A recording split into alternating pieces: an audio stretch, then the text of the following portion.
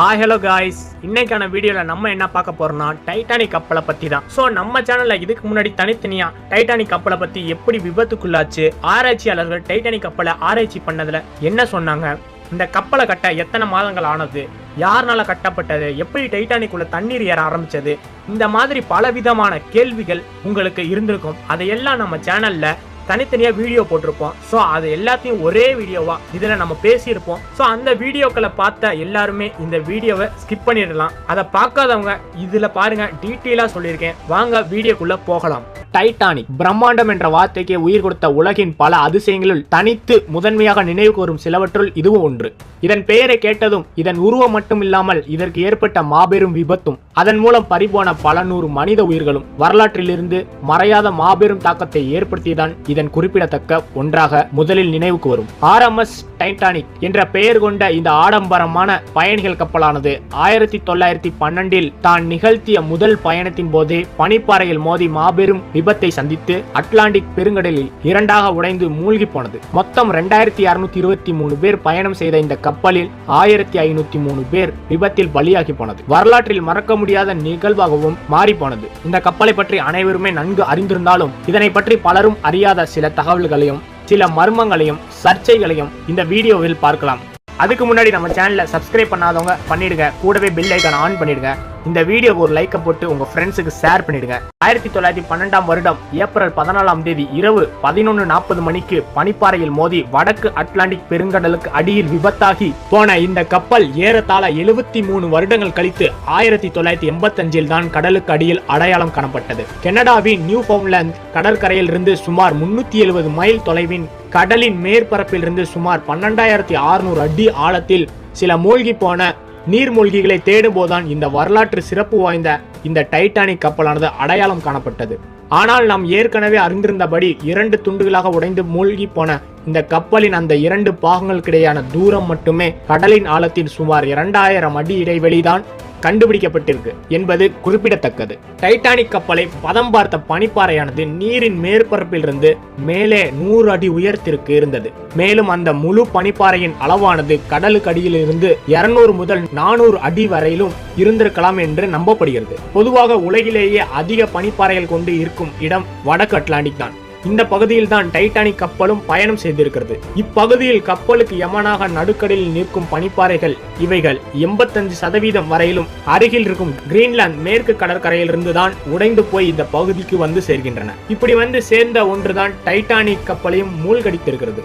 நீராவி கப்பலானது டைட்டானிக்கிற்கு ஒரு அழகிய தோற்றத்தை கொடுத்ததே அதில் அமைக்கப்பட்டிருக்கும் 4 புகை போக்கிகள் தான். கப்பலை இயக்குவதற்கு தேவையான எரிபொருட்கள் எரிக்கப்பட்டு அதிலிருந்து வெளிவரும் கரும்புகையானது இதன் வழியாகத்தான் வெளியேறும். ஆனா உண்மையில் அந்த 4ல் 3 மட்டுமே புகையை வெளியேற்ற பயன்படுத்தப்பட்டிருக்கு. மீதம் இருந்த 1 வெறுமென செயல்படாத வகையில் தான் வெறும் பார்வைக்காக மட்டும்தான் பொருத்தப்பட்டிருக்கு. 2000க்கும் அதிகமானோர் பயணித்த இந்த கப்பலில் ஆபத்து ஏற்பட்டால் தப்பிப்பதற்கான லைஃப் போட்டுகள் என்று வெறும் 20 படகுகள் மட்டுமே வைக்கப்பட்டிருந்தது. அதுவும் கப்பல் மூழ்க ஆரம்பித்த இரவு 11:40 மணி நிமிடத்தில் 1 மணி நேரத்தை வீணடித்த பிறகுதான் இந்த லைஃப் போட்டுகள் கீழே இறக்க ஆரம்பித்துள்ளார்கள். இரவு 2 மணி 20 நிமிடத்திற்கு இந்த கப்பலானது முழுவதும் மூழ்கி போவதற்கு முன் இந்த லைஃப் போட்டுகளில் இடம் பிடிப்பதற்காக ஏற்பட்ட பிரச்சனைகளிலே பலர் தண்ணீருக்குள் மூழ்கி போய் உள்ளார்கள். ஒருவேளை கப்பல் மூழ்க ஆரம்பித்த உடனே இப்படகுகளை இறக்க ஆரம்பித்திருந்தால் கப்பலில் பயணித்த பாதிக்கும் மேற்பட்டவர்களை காப்பாற்றியிருக்க முடியும். ஆனால் 2000 பேருக்கு மேல் இருந்த இந்த கப்பலில் வெறும் 700 பேர் மட்டுமே இறுதியில் உயிர் தப்பிருக்கு என்கிறார்கள். சமீபத்தில் வெளியான ஒரு தகவலின்படி 1912 மூழ்கி போன இந்த டைட்டானிக் கப்பலை ஹலோமோனஸ் டைட்டானிக் என்ற ஒரு புதிய வகை பாக்டீரியானது கொஞ்சம் கொஞ்சமாக அரித்து தின்று வருகிறதாம். அறிவியல் ஆய்வாளர்கள் மிகவும் புதியதாக உணரப்பட்ட பாக்டீரியாவுக்கு டைட்டானிக் பெயரை சேர்த்து ஹலோமோனஸ் டைட்டானிக் என்ற பெயரும் வைத்திருக்கிறார்கள். மேலும் அவர்களின் கணிப்புப்படி 2030 வருட இறுதிக்குள் அந்த பாக்டீரியாக்கள் தண்ணீருக்குள் இருக்கும் டைட்டானிக் கப்பலை முழுவதும் உரு தெரியாமல் தின்றே அழித்துவிடும் என்றே கூறப்படுகிறது. ஒயிட் ஸ்டார் லைன் கம்பெனியால் உருவாக்கப்பட்ட இந்த டைட்டானிக் கப்பலானது தன் முதல் பயணத்தை அமெரிக்காவின் நியூயார்க் நகரத்தை நோக்கி நிகழ்த்துவதற்கு முன்னர் 1911 வருடம் மே 31 தேதி அன்று வடக்கு அயர்லாந்து தலைநகரமான பெல்ஃபாஸ்டில் முதல் முறையாக நீரில் இறக்கப்பட்டு வெள்ளோட்டம் பார்க்கப்பட்டது. அந்த 1 நிமிட நிகழ்வை காண மட்டுமே பெல்ஃபாஸ்ட் நகரத்துக்கு 1,00,000 லட்சம் பேர் ஒன்று கூடியிருக்கிறார்கள். அதாவது அந்த கூட்டமானது பெல்ஃபாஸ்ட் நகரத்தில் மொத்த மக்கள் தொகையில் 1/3 பேர் என்றும் குறிப்பிடத்தக்கது. மொத்தம் 882 அடி 9 அங்குல நீளத்துடன் உருவாக்கப்பட்டிருந்த இந்த டைட்டானிக் கப்பல் தான் 19ஆம் நூற்றாண்டின் தொடக்கத்தில் அக்காலத்தில் உருவாக்கப்பட்ட மிகப்பெரிய பயணிகள் கப்பல் ஆகும். ஒரே நேரத்தில் 3500 பேர் வரை பயணம் செய்யும் வகையில் உருவாக்கப்பட்ட இதில் 1912 தான் அதன் முதல் மற்றும் கடைசி பயணமாக அமைந்து போனதில் 2623 பேர் பயணம் செய்து பனிப்பாறையில் விபத்தில் சிக்கி 1503 பேர் இறந்து போனார்கள். ஆனால் தற்போதைய காலகட்டத்தை பொறுத்தவரையிலும் உலகம் முழுக்க வலம் வரும் பயணிகள் சொகுசு கப்பல் டைட்டானிக் விடவும் மிக பெரிய உருவத்தை பெற்றுவிட்டன. இன்னைக்கு பயன்பாட்டில் இருக்கக்கூடிய Royal Caribbean, Symphony of the Seas போன்றவை 1600 அடி நீளத்திலும் கூட உருவாக்கப்பட்டு உலகை சுற்றி வந்து கொண்டிருக்கின்றன. டைட்டானிக் கப்பலின் உயர்தர கேக்குகளை தயாரிக்கும் குழுவின் தலைமை பேக்கராக இருந்தவர் தான் சார்லஸ் ஜோக்லின் என்பவர். ஊசி குத்துவது போன்று குளிரை தரும் அட்லாண்டிக் கடலின் குளிரில் 2 மணி நேரத்திற்கும் மேல் விரைத்து போகாமல் தண்ணீரில் இருந்து உயிர் தப்பியிருக்கிறார். இவர் கப்பல் கவிழும் போது தான் மூழ்வதற்கு முன்னர் 3 லிட்டர் விஸ்கியை சாப்பிட்டதுதான் குளிரில் விரைத்து போகாமல் 2 மணி நேர வரையிலும் உயிருடன் இருந்து தாக்கு பிடித்துள்ளதாக மீட்கப்பட்டவுடன் தெரிவித்திருக்கிறார். டைட்டானிக் கப்பலில் பயணித்து உயிர் தப்பியவர்களின் இவர் கூறிய காரணம் ஆச்சரியம் தரும் உண்மையாகவே பார்க்கப்பட்டது. மிதக்கக்கூடிய ஒரு நகரம் போன்றே உருவாக்கப்பட்ட இந்த டைட்டானிக் கப்பலானது நீராவியால் இயங்கக்கூடியது. மொத்தம் 159 ஓலைகள், 29 மிகப்பெரிய கொதிகலன்களை கொண்ட இந்த 45,000 டன் எடை கொண்டுள்ள கப்பலை இயக்குவதற்காக மட்டும் ஒரு நாளைக்கு 600 டன் நிலக்கரியானது தேவைப்படுகிறது. இந்த 600 டன் நிலக்கரியை எரித்த பிறகு கிடைத்த சாம்பல் மட்டுமே 100 டன் வரை இருந்ததுடன் அதனை தினமும் கடலில் கொட்டி வெளியேற்ற மட்டும் 75 பணியாளர்கள் இருந்துள்ளார்கள். இந்த டைட்டானிக் கப்பலின் மொத்த கட்டுமானத்தையும் உருவாக்கி முடிக்க மட்டும் 26 மாதங்கள் ஆகியிருக்கிறது. 2600 டன் எடை கொண்ட இரும்பு மற்றும் எஃகு ஆகிய கடினமான உலோக கலவையால் ஆனா அல் என்ற மேல் ஓடானது கப்பலின் மேற்பரப்பில் பொருத்தப்பட்டதுடன் அதனை பொருத்துவதற்கு தேவையான ரிலட் என்று அழைக்கப்படக்கூடிய கொடையாணிகள் மட்டுமே 3 மில்லியன், அதாவது 30 லட்சம் நட்டுகளும் போல்ட்டுகளும் பயன்படுத்தப்பட்டிருக்கின்றன. மேலும் இந்த டைட்டானிக் கப்பலின் நங்கூரம் மட்டுமே 16 டன் எடை கொண்டதாக இருந்துள்ளது. 1911ஆம் வருடம் நெதர்டன் நகரத்தில் உள்ள இரும்பு தளத்திலிருந்து இந்த நங்கூரத்தை 2 மைல் தொலைவிற்கு கப்பலிடம் நகர்த்தி வருவதற்கு மட்டுமே 20 குதிரைகள் தேவைப்பட்டிருக்கு. இப்படியாக இந்த ராட்சத கப்பலை கட்டி எழுப்பும் பணியில் மட்டும் 218 சிறு விபத்துகளும் 28 கடுமையான விபத்துகளும் ஏற்பட்டு இருப்பதுடன் 2 மரணங்களும் நிகழ்ந்திருக்கின்றன. இப்படிப்பட்ட இந்த கப்பலை கட்டி எழுப்ப மட்டும் 20ஆம் நூற்றாண்டின் முற்பகுதியிலேயே 7.5 மில்லியன் அமெரிக்கன் டாலர்களை செலவு செய்திருக்கிறார்கள். ஆனால் அதனை இன்றைக்கு மதிப்பில் கணக்கிட்டு பார்த்தால் கிட்டத்தட்ட 183 மில்லியன் டாலர்களுக்கு சமம். செப்டம்பர் 30, 2015ஆம் வருடம் ஒரு தனியார் நிறுவனமானது டைட்டானிக் கப்பலுக்காக 1912ஆம் ஆண்டு தயாரிக்கப்பட்ட கடைசியாக இருந்த அந்த கப்பலின் முதல் வகுப்பிற்கான லஞ்ச் மெனு கார்டு ஒன்றை 88,000 அமெரிக்க டாலர்களுக்கு ஏலத்தில் எடுத்து அதனுடைய ஆரம்ப அதிகபட்ச விலையை காட்டிலும் 18,000 டாலர்களுக்கு அதனை கிட்டத்தட்ட 100 வருடங்கள் கழித்து விற்றுள்ளார்கள். டைட்டானிக் கப்பலானது நீரில் மூழ்கிய போது அதன் கடல் நீரின் வெப்பநிலையானது உறைபனிக்கும் கீழே தான் இருந்துள்ளது. டைட்டானிக் கப்பல் மூழ்கும் அதே நேரத்தில் அட்லாண்டிக் பெருங்கடலில் வேறொரு இடத்தில் சிறிது தூரத்தில் பயணித்து கொண்டிருந்த SS கலிபோர்னியா என்ற கப்பலின் கேப்டன் ஸ்டான்லி லார்ட் என்பவர் எடுத்த அளவீடுகளின்படி டைட்டானிக் மூழ்கும் போது அதன் நீரின் வெப்பநிலையானது 28 டிகிரி பேரன்ஹீட்க்கும் குறைவான உரைநிலையில் இருந்ததாக தெரிவிக்கப்பட்டது. அதாவது லைஃப் ஜாக்கெட் அணிந்திருந்த ஒரு மனிதனால் கூட இந்த உரைநிலையில் 45 நிமிடங்கள் வரைதான் தாக்குப்பிடிக்க முடியும். எனவேதான் அக்குளிரை தாக்குப்பிடிக்க முடியாமல் பலரும் இறந்து போய் உள்ளார்கள். டைட்டானிக் கப்பலானது பயணிக்கும் போது அதில் பயணித்தவர்களுக்கு என்று ஒவ்வொரு நாளைக்கும் 14,000 கேலன் என்ற அளவில் குடிநீரானது உபயோகப்படுத்தப்பட்டிருக்கு. ஒரு கேலன் தண்ணீர் என்பது 16 குவளைகளுக்கு சமம். எனவே 14,000 கேலன் என்றால் ஒவ்வொரு 24 மணி நேரத்திற்கு சுமார் 2,223 பேருக்கு 2,24,000 கப் தண்ணீர் விநியோகம் செய்யப்பட்டிருக்கிறது. டைட்டானிக் கப்பலில் மொத்தம் 2,000க்கும் அதிகமானோர் மேல் பயணித்திருந்தாலும் அவர்கள் முதல் வகுப்பில், 2ஆம் வகுப்பு, 3ஆம் வகுப்பு என்ற தரம் பிரிக்கப்பட்டு பயணித்து இருக்கிறார்கள். முதல் வகுப்பில் 324 நபர்களும், 2ஆம் வகுப்பில் 284 நபர்களும், 3ஆம் வகுப்பில் 709 பேரும் இருந்துள்ளனர். இந்த மொத்த எண்ணிக்கையில் சிறுவர்கள் 107 பேர், இளைஞர்கள் 805 பேர், இளம் பெண்கள் 402 பேர் மற்றும் தேனிலவுக்காக வந்திருந்த தம்பதிகள் மட்டும் 26 பேர் அடக்கம். இதில் முதல் வகுப்பில் சேர்ந்தவர்கள் அனைவருமே மிகப்பெரிய பணக்காரர்கள். அவர்களுக்கென்றே சிறப்பான உள்கட்டமைப்பு, நீச்சல் குளம், விளையாட்டு அரங்கங்கள் இருந்தன. இவைகள் அனைத்தும் லண்டனில் இருக்கும் ரிச் என்ற பிரம்மாண்டமான ஹோட்டலை முன்மாதிரியாக கொண்டே உருவாக்க உருவாக்கப்பட்டு இருந்துள்ளது. மேலும் இதில் முதல் வகுப்பில் பயணித்தவர்களுக்கு என்றே 20,000 பீர் பாட்டில்களும் 8,000 புகைக்கக்கூடிய சுருட்டுகள் மற்றும் அதில் பயணித்த செல்வந்தர்கள் தாங்கள் விரும்பிய நேரத்தில் தங்களுக்கு பிடித்தமான இசையை கேட்பதற்கு என்றே தனியாக ஒரு இசைக்குழுவையும் அவர்கள் வாசிப்பதற்காக 352 பாடல்கள் அடங்கிய புத்தகம் ஒன்றை ஒவ்வொரு முதல் வகுப்பிலும் பயணித்தவர்களுக்கு அளித்துள்ளார்கள். மேலே குறிப்பிட்ட அத்தனையும் முதல் வகுப்பில் பயணித்த வெறும் 324 நபர்களுக்கு மட்டுமே குறிப்பிடத்தக்கது. மெல்வினா டீன் என்பவர்தான் 1912இல் டைட்டானிக் கப்பலில் பயணித்தவர்களில் மிகவும் வயது குறைவான நபர். வெறும் 2 மாத குழந்தையாக பயணித்த இவர்தான் கடைசியாக இந்த கப்பலில் பயணித்தவர்களின் இறந்து போனவரும் கூட. 2009ஆம் வருடம்தான் தன் 97வது வயதில் இவர் இறந்து போனார். இவைகளெல்லாம் தாண்டி டைட்டானிக் கப்பல் பற்றி கூறப்படும் மர்மங்களில் ஒன்றுதான் இன்சூரன்ஸ் மோசடி. 1911இல் ஒயிட் ஸ்டார் லைன் நிறுவனமானது ஒரே தோற்றத்தில் அமைந்த RMS டைட்டானிக் மற்றும் RMS ஒலிம்பிக் என்ற 2 கப்பலையும் உருவாக்கி இருக்கிறது. இதில் RMS ஒலிம்பிக் என்ற கப்பலானது ஒரு ராணுவ கப்பல் ஒன்றுடன் மோதியதால் ஏற்பட்ட விபத்தில் பெருத்த சேதத்தை சந்தித்திருக்கிறது. இதனை மறைப்பதற்காகவோ கப்பலின் இன்சூரன்ஸ் மோசடிக்காகவும் 2 கப்பல் பெயர்களையும் மாற்றம் செய்துவிட்டு உண்மையில் 1912ஆம் வருடம் டைட்டானிக் கப்பலுக்கு பதிலாக இந்த RMS ஒலிம்பிக் கப்பல் தான் உண்மையில் கடலில் இறக்கப்பட்டதாகவும் அதனை திட்டமிட்டு பனிப்பாறையில் மோதவிட்டதாகவும் சிலர் சர்ச்சைக்குரிய கருத்துக்கள் இன்று வரையிலும் கூறப்பட்டு வருகின்றன. எனவே டைட்டானிக் கப்பலானது உண்மையில் விபத்துக்குள்ளாகவில்லை என்றும் அதற்கு ஆதாரம் என்று கூறி பல புகைப்படங்களும் இன்னும் சில சாட்சிகளும் இன்று வரையிலும் முன்வைக்கப்பட்டு கொண்டுதான் வருகிறது. 1912ஆம் வருடம் உருவாக்கப்பட்ட உண்மையாக டைட்டானிக் கப்பலின் மதிப்பு $7.5 மில்லியன்.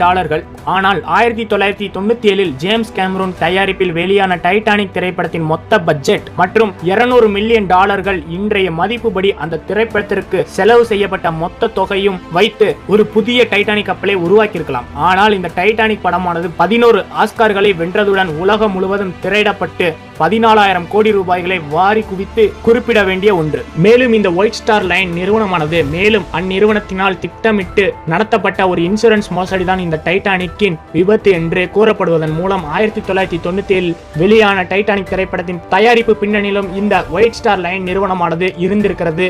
அதாவது உண்மையான டைட்டானிக் கப்பல் போன்றே படத்திற்காக போடப்பட்ட செட்டானது இந்த நிறுவனத்தின் உதவியுடனே நடந்திருந்தன் மூலம் டைட்டானிக் திரைப்படத்தில் அந்நிறுவனமானது மறைமுகமாக பங்குதாரர்களாக இருந்ததாகவும் டைட்டானிக் கப்பலின் மர்மத்தை மறைக்கும் விதமாகவும் அதில் நடந்த உண்மையான சம்பவங்களை இருட்டடிப்பு செய்யத்தான் இந்த டைட்டானிக் திரைப்படத்தை காதல் காவியமாக எடுத்து உலக மக்களிடம் டைட்டானிக் மோசடி குறித்த நம்பிக்கையை திசை திருப்பியதாகவும் ஒரு மர்மமானது இன்றளவும் நிலவி வருவதுடன் கூறப்பட்டும் வருகிறது. 1985ஆம் ஆண்டு ஆராய்ச்சியாளர்கள் டைட்டானிக்கோட சிதைந்த பாகங்களை கண்டுபிடிச்சப்போ அதுல அசாதாரணமான ஒரு விஷயத்தை ஒண்ணு கவனிச்சாங்க. அது என்னன்னா கப்பலோட முன்பகுதி நல்ல நிலையில இருந்தது. அதே சமயம் கப்பலோட பின்பகுதி கப்பலோட முன்பகுதி கிடைக்கிற இடத்துல இருந்து 2000 அடி தொலைவில் இருந்தது மற்றும் அது ரொம்ப மோசமான நிலையில இருந்தது. 100 ஆண்டுகளுக்கு அப்புறம் கடலின் ஆழத்துல கிடைக்கிற இரும்பு மற்றும் ஸ்டீல் எல்லாமே அரிக்கப்படுதுன்னு நமக்கு தெரிஞ்சாலும் இந்த டைட்டானிக் கப்பலுடைய 2 பகுதிகளும் ஒன்னா மூழ்கி இருந்தா எப்படி இது 2க்கும் நடுவுல இருக்கும் அரிப்பு விகிதத்துல இவ்வளவு வித்தியாசம் இருக்கும்னு ஆராய்ச்சியாளர்களுக்கு ரொம்ப குழப்பமா இருந்தது. பனிப்பாறை மேல மோதியதை தவிர்த்து டைட்டானிக் கப்பலுக்கு வேற ஏதோ ஒண்ணு நடந்திருக்குன்னு ஆராய்ச்சியாளர்கள் நம்பினாங்க. இதனாலதான் டைட்டானிக்கோட பின்பகுதி பயங்கரமா அழிக்கப்பட்டிருக்கு. அப்படி டைட்டானிக் கப்பலுக்கு உண்மையிலே என்ன நடந்தது? சரி வாங்க. 1912ஆம் ஆண்டு விபத்து நடந்த இரவு கனடாவின் நியூ ஃபவுண்ட்லாண்ட்ல இருந்து 700 கிலோமீட்டர் தொலைவில் கடலின் பகுதியில 2240 பயணிகளோட டைட்டானிக் விபத்துக்குள்ளானது. இதுல 1500 பயணிகள் பரிதாபமா இறந்து போனாங்க. அன்சிங்கபிள் டைட்டானிக் சொல்லப்பட்ட கப்பல் இயற்கை கிட்ட தன்னை இழந்தது. இருண்ட கடல்ல மூழ்கியது. அட்லாண்டிக் பெருங்கடலின் குளிர்ந்த நீர்ல குதிச்சு உயிர் பிழைச்ச மக்கள் தான் இந்த விவரத்தை நேர்ல பார்த்த ஒரே சாட்சிகள். இந்த மக்கள் இந்த நிகழ்வை நேர்ல பார்த்தது மட்டும் இல்ல, அவங்க ஏற்கனவே கடல்ல உயிருக்கு போராடிக்கிட்டு இருந்தாங்க. முதல் மீட்பு கப்பலான RMS கர்பதி டைட்டானிக் மூழ்கி 1.5 மணி நேரம் கழிச்சு இந்த இடத்தை அடைஞ்சது. அதிர்ஷ்டவசமா இந்த கப்பல் அந்த இடத்தை அடைஞ்சது. இல்லைன்னா பயங்கர குளிர்ல லைஃப் போட்ல தப்பிச்ச மக்களும் அவங்க உயிரை இழந்திருப்பாங்க. இந்த விவரத்தை பத்தி தான் ஆரம்ப காலத்து விசாரணையில கப்பலுக்கு என்ன நடந்ததுன்னு யாருக்குமே உறுதியா தெரியல. பனிப்பாறை மேல கப்பல் மோதியதாக ரெஸ்கியூஸ் சொன்னாங்க.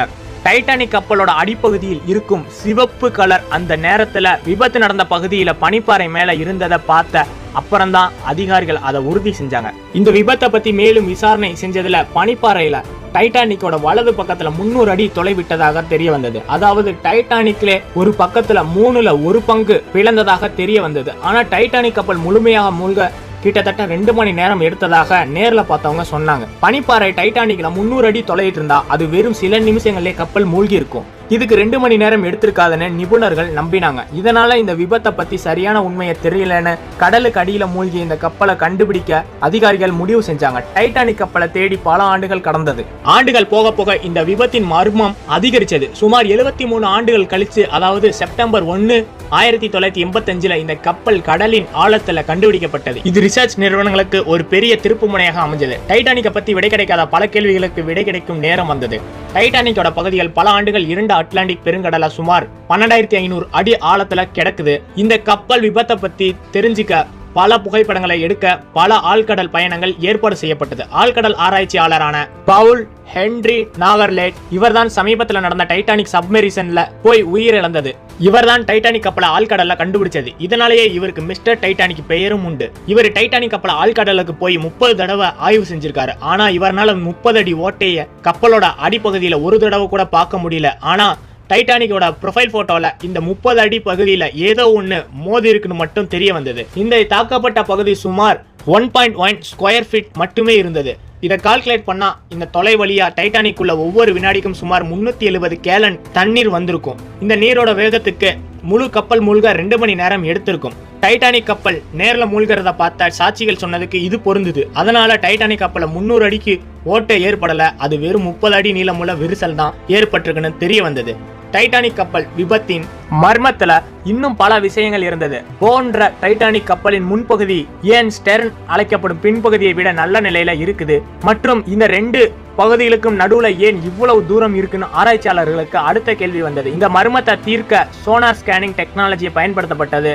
ROV, அதாவது ரிமோட் ஆபரேட்டட் வீச்சில் அழைக்கப்படும் இயந்திரத்தை வச்சு லட்சக்கணக்கான போட்டோகளை எடுத்து கம்ப்யூட்டர் கிராபிக்ஸ் மூலமா 3D மாடல்ல உருவாக்கப்பட்டது. இந்த மாடல்ல பல விவரங்கள் தெரிய வந்தது. இந்த விவரங்களை எந்த கேமரானாலேயோ இல்ல இருண்ட கடல் ஆழத்துல மீகடைனாலேயோ பார்க்க முடியாது. இந்த மாடலை 392 அடி ஸ்டன்ல உள்ள தளங்கள், அதாவது கப்பலோட பின்புறத்துல உள்ள பகுதி உடைஞ்சு போய் நொறுங்கி ஒன்னா இருக்கிறது தெரிஞ்சது. இந்த கப்பல் இரும்பு மற்றும் ஸ்டீலால செய்யப்படாம ஏதோ பேப்பர்ல செஞ்ச மாதிரி நொறுங்கி இருந்தது. கப்பல்ல இருந்த பல பாகங்கள் உடைஞ்சு கப்பல்ல சுத்தி கடல் தரையில சிதறி கிடந்தத 2 பெரிய பங்களா வீடு சைஸ்க்கு இந்த கப்பலோட இன்ஜின்கள் இதோட இணைக்கப்பட்டு இருந்தது. கப்பலோட இந்த பின்பகுதி, அதாவது ஸ்டாண்ட்ல இருக்கும் மர்மத்தை இந்த 3D மாடல் வெளிக்கொண்டு வந்தது. அது என்னன்னா, இந்த 3D மாடல் மூலம் 110 ஆண்டுகளுக்கு முன்னாடி இந்த ஸ்டாண்ட் பயங்கர தாக்கத்தோடு பெருங்கடல்ல தரையில வந்து மோதி இருக்கு. அப்படி மோதும் போது அது கப்பலோட தரையில ஏற்படுத்திய சேதம் இந்த 3D மாடல் மூலமா வெளிப்பட்டது. இது மட்டும் இல்லாம டைட்டானிக் கப்பல் 2ஆ உடைஞ்சு பின்பாகம் மணிக்கு 80 கிலோமீட்டர் வேகத்துல ஆன்டி கிளாக் வைஸ் திசையில சுத்திக்கிட்டே வந்து ஆழ்கடலின் தரையில வந்து மோதியதும் இதுல தெரிஞ்சது. இந்த வேகத்துல ஸ்டாண்ட் சுத்தும் போது கப்பலின் பல தளர்வான பகுதியில் நீரோட ஃபோர்ஸ் தாங்க முடியாம கப்பல்ல இருந்து உடைஞ்சு மற்றும் இதோட அதிக தாக்கம் காரணமா ஸ்டாண்ட்ல உள்ள எல்லா தளங்களும் நொறுங்கி போய் இப்படி ஒன்னாக ஆனது. 12,500 அடி ஆழத்துக்கு 80 கிலோமீட்டர் போற ஒரு வேகத்துல இவ்வளவு பெரிய மாஸ்க் சுத்திக்கிட்டே வந்தா எவ்வளவு பெரிய தாக்கத்தை உருவாக்கும்னு யோசிச்சுக்கோங்க. மறுபுறம் போ பகுதி, அதாவது டைட்டானிக் கப்பலோட முன்பகுதி வடிவமைப்பு ஹைட்ரோ டைனாமிக் டிசைனை கொண்டது. அதாவது இது தண்ணீரை பிரிச்சு எடுக்கும் திறனை கொண்டது. ஒரு கப்பல் கடல்ல மிதந்து போகும்போது எப்படி தண்ணீரை வெட்டிக்கிட்டு போகுமோ அது மாதிரி இதன் காரணமாகத்தான் டைட்டானிக் கப்பலோட போ பகுதி கடல்ல மூழ்கும் போது ஸ்டாண்ட் மாதிரி சுத்தவும் இல்லை, நீரோட ஃபோர்ஸ் இதை நொறுக்கவும் இல்லைன்னு தெரிய வந்தது. இன்னொரு மர்மமும் இந்த ஆராய்ச்சியில தெரிய வந்தது. அதாவது டைட்டானிக் கப்பல் மூழ்கும் போது இது 2ஆக உடைஞ்சதுன்னு இதை நேர்ல பார்த்தவங்க சொன்னாங்க. நீர்ல மூழ்கிறதுக்கு முன்னாடி டைட்டானிக் கப்பல் 2ஆக உடைஞ்சதாக பல ஆண்டுகளாக நம்பப்படுது. ஆனா இது முழு உண்மை கிடையாது. கப்பலோட போ பகுதி, அதாவது கப்பலோட முன்பகுதியில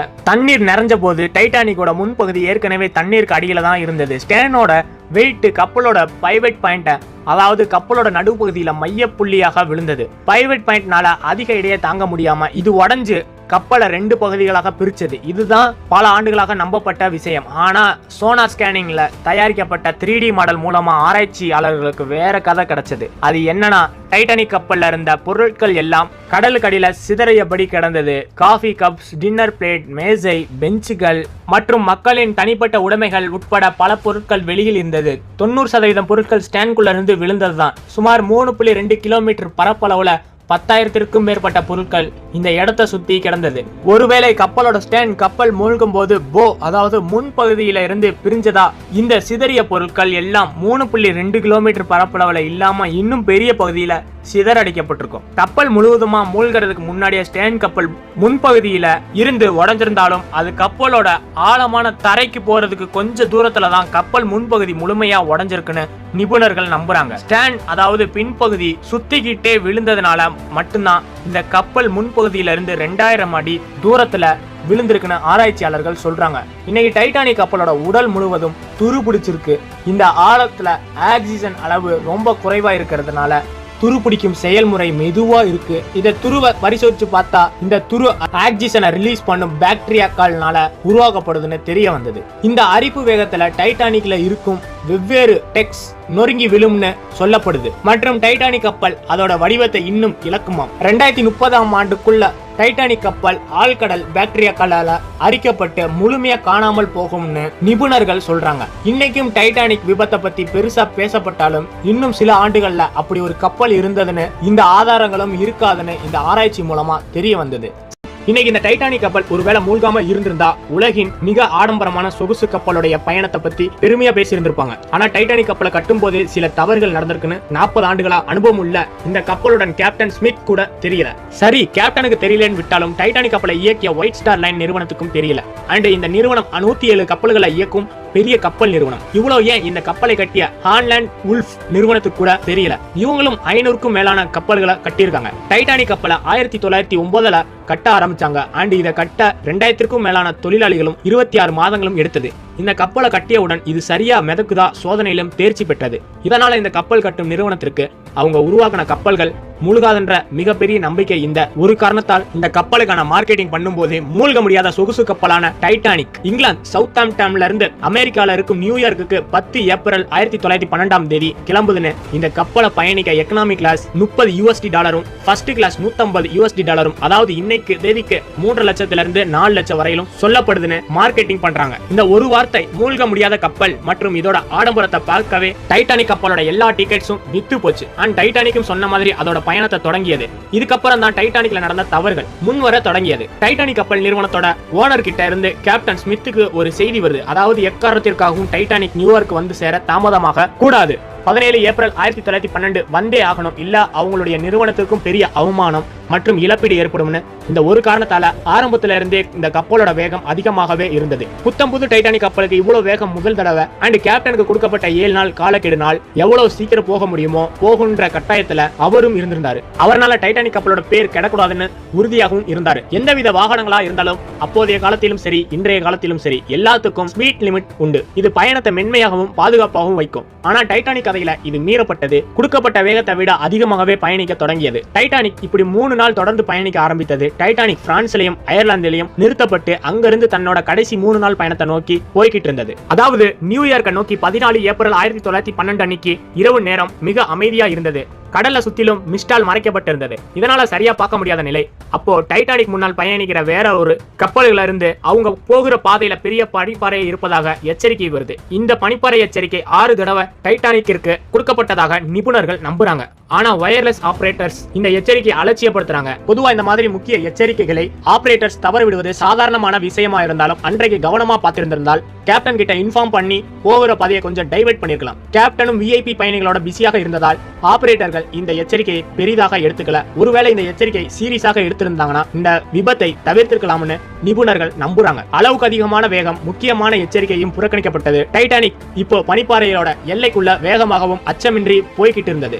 ஆனா இந்த கப்பலோட கார்ட்ஸ் அலர்ட்டா இருந்தாங்க. இவங்க கப்பலை சரியான நேரத்துல விபத்துல இருந்து காப்பாத்திருக்கலாம். இவங்களுடைய வேலையை பனிப்பாறையை வருதான்னு பாக்குறதுதான். ஆனா இவங்க கிட்ட தொலைதூரம் பார்க்கக்கூடிய பைனாகுலர்ஸ் இல்ல. இந்த ஒரு காரணத்தால அந்த இருட்டுல பனிப்பாறை வருவது முன்னாடியே பார்த்து சொல்ல முடியல. இது இவங்களுடைய 3வது தவறு. இங்க பனிப்பாறை இருக்குதுன்னு இவங்க பார்த்து கேப்டன் கிட்ட சொல்றதுக்குள்ள பனிப்பாறை கப்பலுக்கு முன்னாடி வந்துருச்சு. இந்த பனிப்பாறை பெரிய ஃபுட்பால் ஸ்டேடியம் சைஸுக்கு இருந்திருக்கு. இனி கப்பலை நிறுத்தவோ திருப்பவோ வாய்ப்பே இல்ல. பொதுவா கடல்ல இருக்கும் பனிப்பாறைகளை சமாளிக்க எல்லா கப்பல்னாலும் முடியும். கேப்டன் ஸ்மித்தும் அப்படிதான் நினைச்சாரு. பெரிய பனிப்பாறையை பத்தி செய்தி வந்த உடனே கேப்டன் ஸ்மித் கப்பலோட இன்ஜினை நிறுத்தி போற டைரக்ஷனை மாத்த சொன்னாரு. இந்த பனிப்பாறையை தவிர்க்கலாம்னு கேப்டன் ஸ்மித் நினைத்தார். ஆனா அதுக்கான நேரமும் தூரமும் மிக குறைவா இருந்தது. இப்போ பனிப்பாறை டைட்டானிக் கப்பல் மேல மோதிருச்சு. கப்பலுக்கு எதுவும் பெருசா ஆகாது, பனிப்பாறை உடைஞ்சு ரெண்டா போகுதுன்னு எதிர்பார்த்தாங்க. காரணம் டைட்டானிக் கப்பலோட பாடி மிக மிக வலிமையானது. அண்ட் டைட்டானிக் கப்பலுக்குள்ள இருக்கும் 16 இன்டர்னல் பல்க் ஹெட்ஸ் 4 சேதமானாலும் ஸ்டீல் டைட்டானிக்னால பிழைக்க முடியும். ஆனா இந்த விபத்துல 5 பல்க் ஹெட்ஸ் சேதமாகுது. காரணம் டைட்டானிக்கோட பாடியில இருக்கு ரிவிட்ஸ்,